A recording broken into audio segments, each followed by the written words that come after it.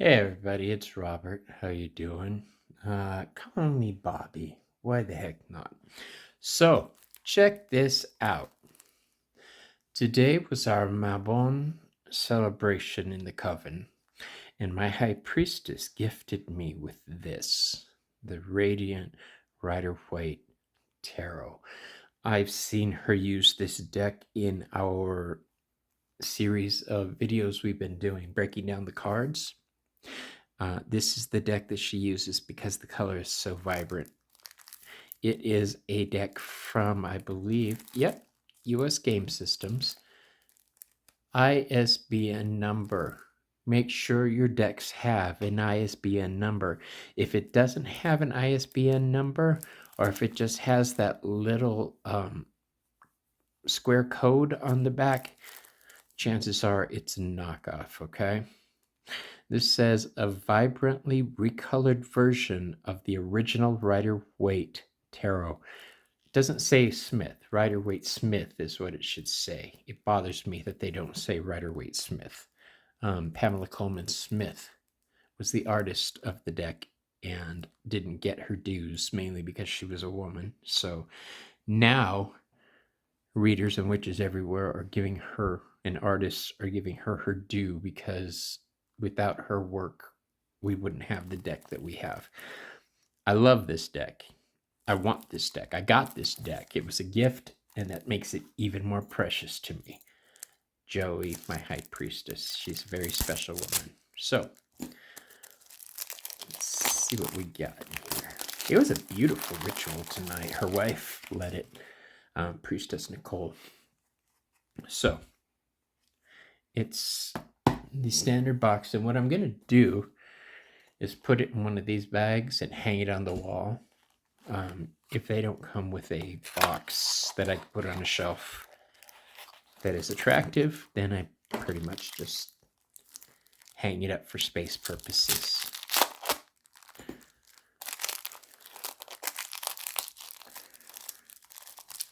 Okay, now I don't know what's in the little white book, but let's throw these away.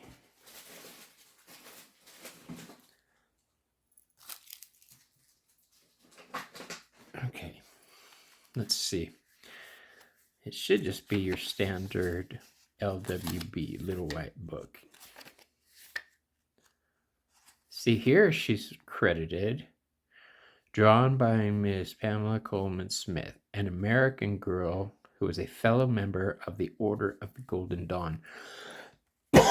Pixie, that was her name. She was a theater costumer and an artist. This is just a history of what the standard tarot is, and it goes right into the meanings of the cards. Yeah, no special kind of spreads does it have. Celtic Cross. That's it. Yep. Pointless. I guess if you're new to tarot, it's useful, but... So what do we have on cover cards? We have... I don't even like that for a bookmark. That's going in the trash too. And more...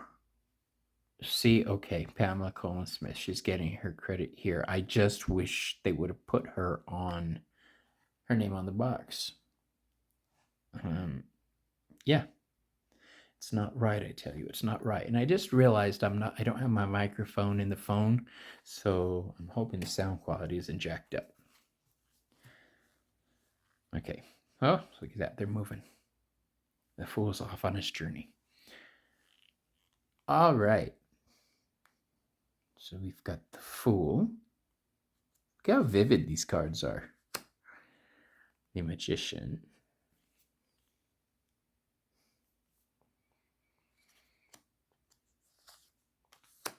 The High Priestess.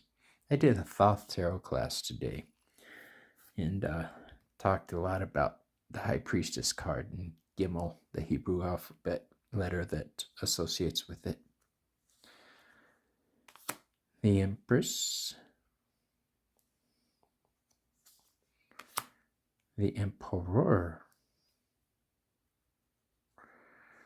You could see their facial expressions. Normally, I don't like facial expressions on a deck. My favorite decks are very ambiguous, but I can definitely see a use for this deck. It's going in my working deck rotation, replacing my regular Rider-Waite-Smith deck. In fact, let's show you the difference. Okay, this is the High Priestess card in the normal deck, and this is the High Priestess card in the Radiant Tarot. You see the difference? Very vivid. I love them both. I love this for the tradition, but I just love the vivid colors. So yeah, that's the difference. These are going to bag, and these are going to my stack. All right. The Lovers. You have to say it like that. Lovers. The Chariot. I am not crazy about the faces on those. She looks like a cheap vampire, and she looks like a racist. Yeah. But look at that crown.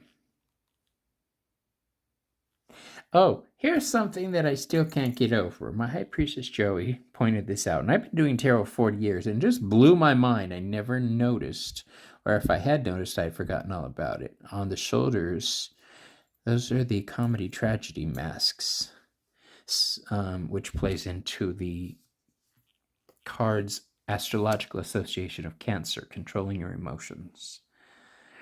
Then we've got Strength. The Hermit, look at how blue that is.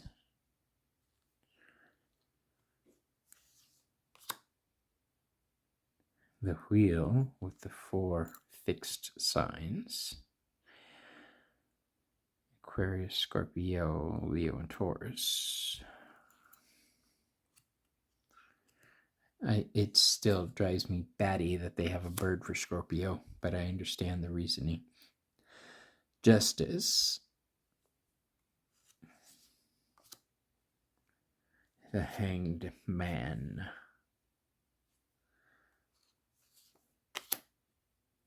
Death.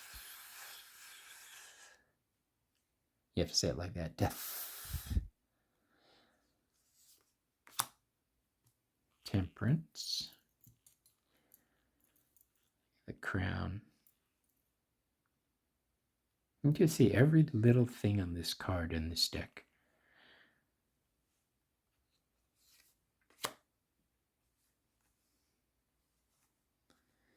The Devil.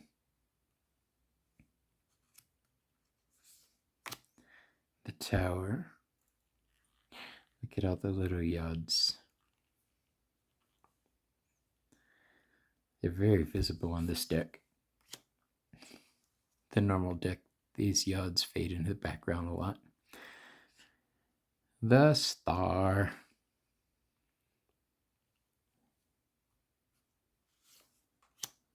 The Moon. That's gorgeous. Look at the colors. Thank you, Joey. Thank you again for this. The Sun.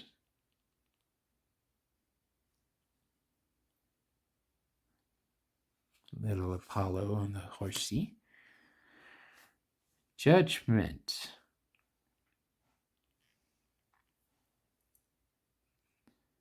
He made them all blonde.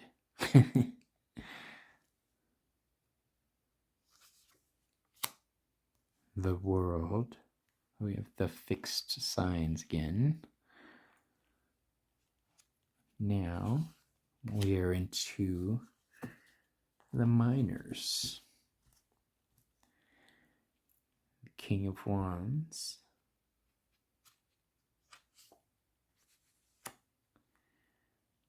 The Queen of Wands. The Knight of Wands. My very first signifier card when I was a kid. The Knight of Wands. If I'd only understood it better as a youngster, I would have known what a ride I was in for. The Page of Wands. The Ten of Wands.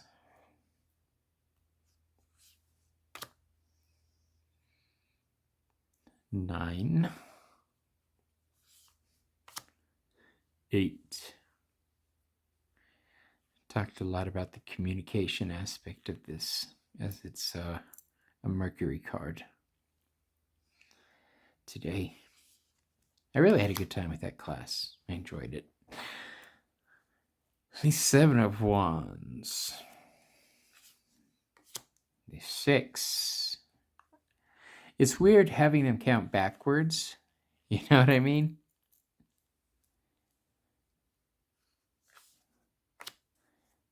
Five.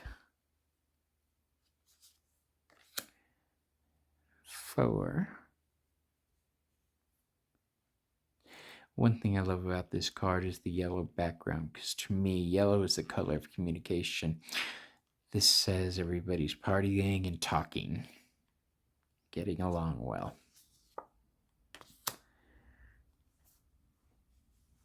The Three of Wands. Same thing with the yellow here. I associate it with that. The Two of Wands. Huh. The Ace of Wands.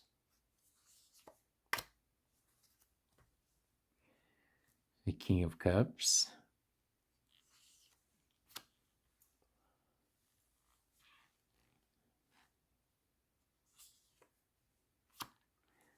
The Knight of Cups. The Dream Knight.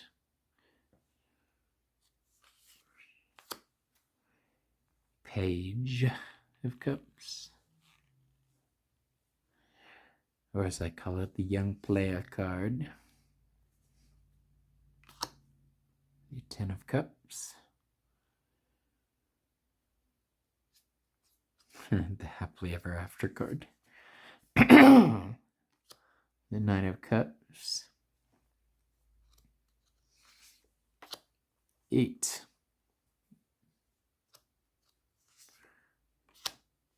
Oh, nice. Yeah, I like the dark blue rather than the sky blue that is on the other cards. It's a nice deep color. And look, you can see these images vividly. Each one of these symbolizes a different thing to shoot for. The Empress, the High Priestess, the Lovers, the Devil, the Wheel. No, wait. The Wheel of Fortune, the World, and the Tower. I think that's right. The Six of Cups. 5.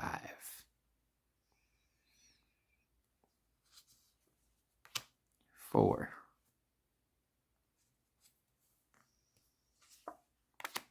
3. It's the first time I knew there was stuff growing around at the base. I just didn't realize it was a pumpkin. Interesting. Two of Cups. Ace of Cups.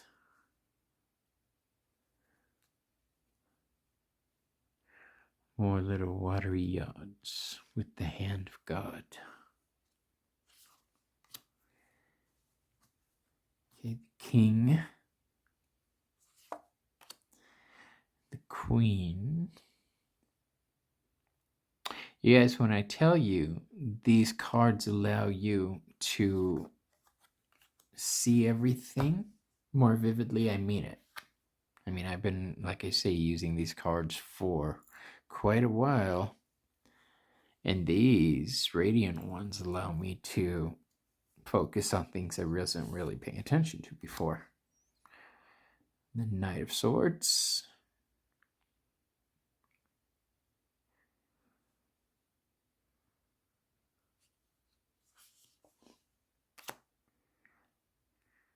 The Page of Swords. You guys need to tune in and get notified for when Joey and I do the court cards. We were going to do it included in the other, like with the regular suits, but we decided it's just too much to unpack. The Ten of Swords. My trauma card. I have history with this card. The Nine of Swords. Look, you could actually see the scene of battle taking place down here. It's clear. The Eight of Swords. 7. Okay, he's not just grinning, he's showing teeth. 6.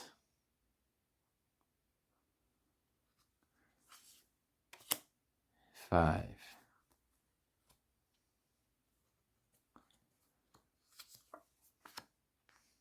4.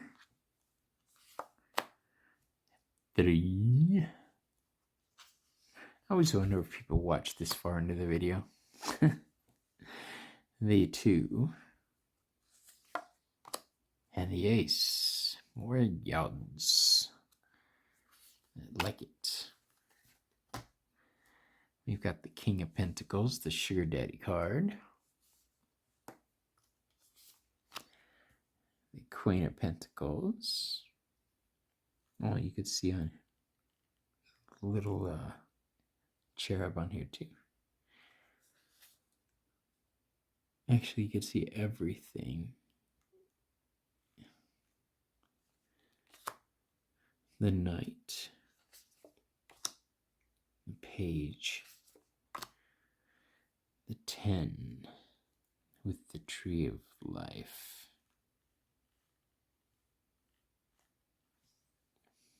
That was in my class today. Doo-da, doo-da. The Knight of Pentacles. The Eight of Pentacles. The card of Mastery. It's brought to you by young Justin Timberlake. 7 of Pentacles. 6 of Pentacles. See, look, I never noticed before that his coat was ripped, his cloak.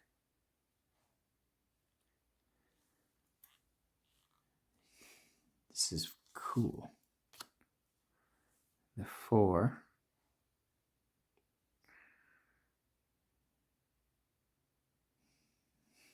The Miser card.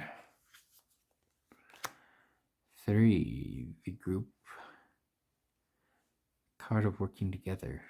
It came up in Agatha all along.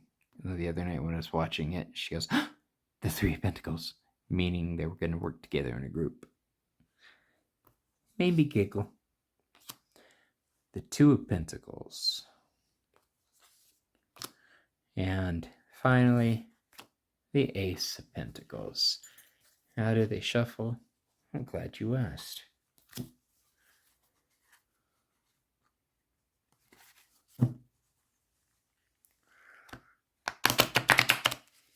They're good. They're easy to shuffle.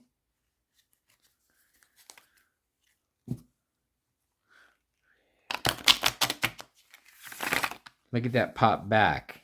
That's good. I like a deck that can do that.